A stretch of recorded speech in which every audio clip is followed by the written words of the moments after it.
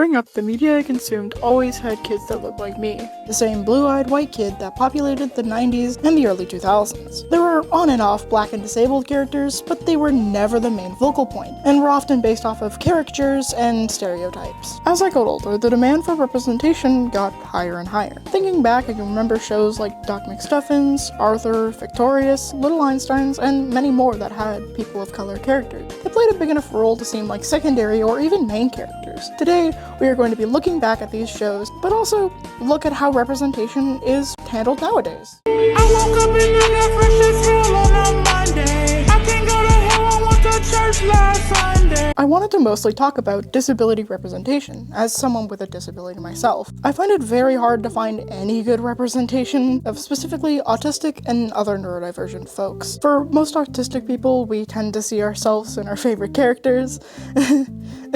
But for my analysis, I wanted to take a look at common stereotypes and also how we can improve our representation. It's called for autistic representation. because every single thing in it is mid.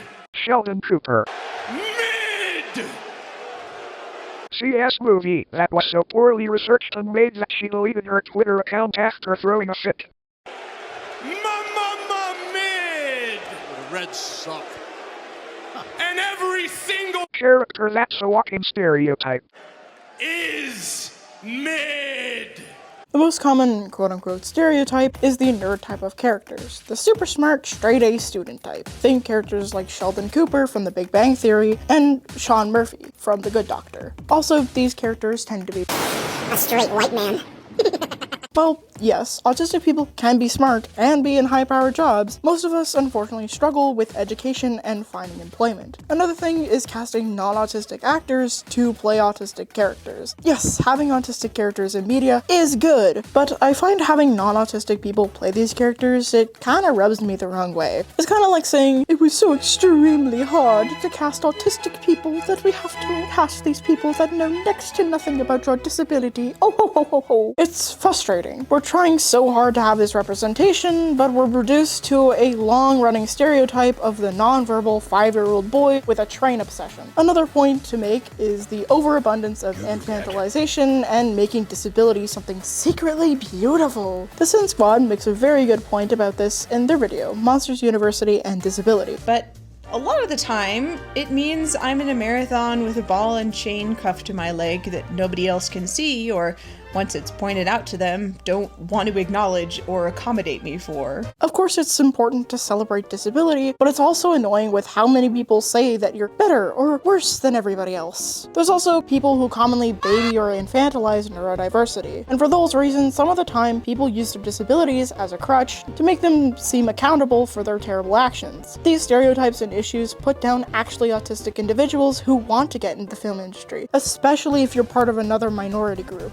I've had an interest in this industry for a very long time, but unfortunately there's a harsh reality that a career you have interest in can't accommodate you. I want there to be more stories involving autistic actors and their experiences. I have high hopes that Hollywood would finally get off their stupid high horses and include more inclusivity in their films, regardless of what the consumers think. But I don't think that's gonna happen anytime soon. Jamaica, they're trapped down in Jamaica, they can't even party. Total Drama is a take on reality TV shows like Survivor. It was created in the year 2007 and is still ongoing to this day. The characters commonly follow stereotypes, including edgy emo jailbird, stereotypical blonde girl, stereotypical surfer dude, stereotypical surfer girl, and the topic of this session, stereotypical 2000s black girl. Lashana is a loud and sassy type of black character that dominated the early 2000s. Now, I'm not a person of color, so my opinion may not matter to most people, but since this is a video on representation, I think it's important to touch on this topic. There was a boom of expectations in the 2000s, especially for young teen girls, but not in the way we've seen today. For young black girls, this pressure to appear more mature, sexy, and beautiful to the public has lasted for years. Straightened hair, cheetah print, loud or bold personalities were represented by these black caricatures, especially female ones. Thankfully, we pushed back from these stereotypes and more people of color actors and characters have more opportunities to be more than stereotypical representation they had in the 2000s, and I'm very thankful for that. You like that? Huh? You like that? Now, what about children's TV shows? How are they doing since the iPad kid apocalypse? Well, if children even ever get the chance to see two women kiss on screen, then it might be a miracle. In a lot of places, especially in the United States, parents often like to get angry over the stupidest of things. This character is trans and their struggles are shown on screen? No, we can't have that, cause that's no good. For me, I think it's important to have representation in children's media to show that it's okay to be different. It's okay to have struggles in your life. But apparently, people think that showing any representation in children's media is gonna make them woke.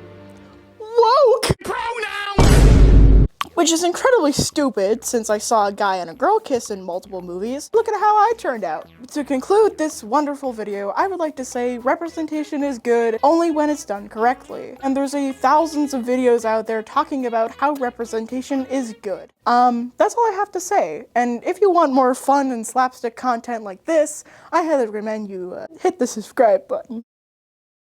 That was the cringiest thing I ever said. Anyways, I will see you on the flip side. Bye-bye!